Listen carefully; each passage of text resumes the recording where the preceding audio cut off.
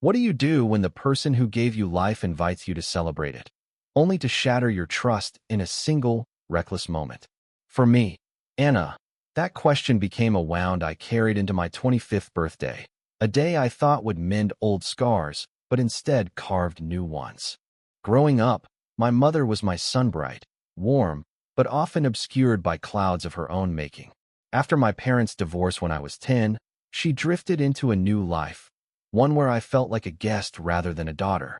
Her calls grew sparse, her visits even rarer. Yet, when she invited me to her new home for my birthday, a spark of hope flickered. Maybe this was her chance to show she still cared. Maybe we could rebuild. I arrived at her suburban house, a picture-perfect place with a manicured lawn and a shiny SUV in the driveway. The air smelled of fresh paint and possibility. My mother, Linda, greeted me with a hug that felt rehearsed, her perfume sharp and unfamiliar. Her new husband, Greg, and his two teenage kids, Mia and Ethan, hovered behind her, smiling politely. The table was set with a chocolate cake, me favorite, or so I thought she remembered. My peanut allergy, a constant shadow since childhood, lingered in my mind, but I trusted her. She knew. She had to know.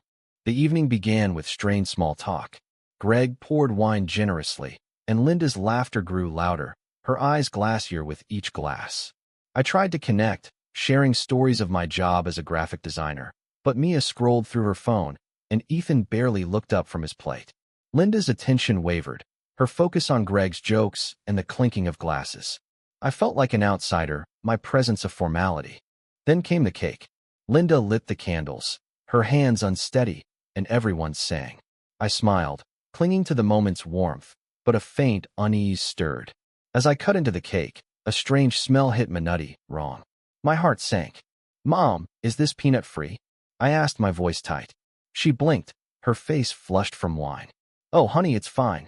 I got it from the best bakery." Her words slurred, dismissive. Greg chuckled, and Mia rolled her eyes. I wanted to believe her.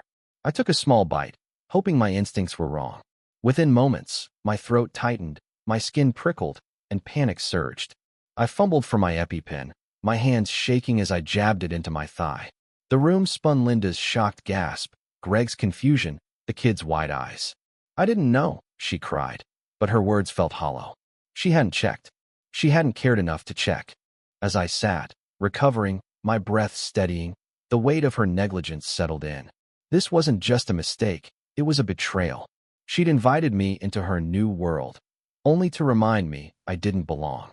Tears stung my eyes, not from the allergy, but from the ache of being unseen by the one person who should know me best. I gathered my things, ignoring her drunken apologies, and left. The drive home was a blur of streetlights and regret. I thought of all the birthdays we'd shared when I was little, her baking lopsided cakes, singing off-key, making me feel like the center of her universe. Where had that woman gone? Had she ever existed?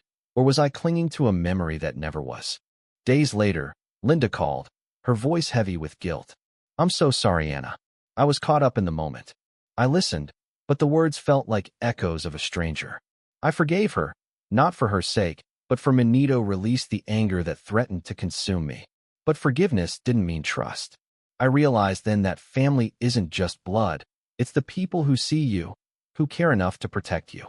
My 25th birthday wasn't the celebration I'd hoped for, but it gave me something else, clarity. I couldn't rely on my mother to be the parent I needed, but I could choose to surround myself with those who valued me. I started reaching out to friends, building my own family, one that wouldn't forget who I was or what I needed. And in that choice, I found a strength I didn't know I had, a strength to keep loving, keep hoping, even when the past tried to pull me back.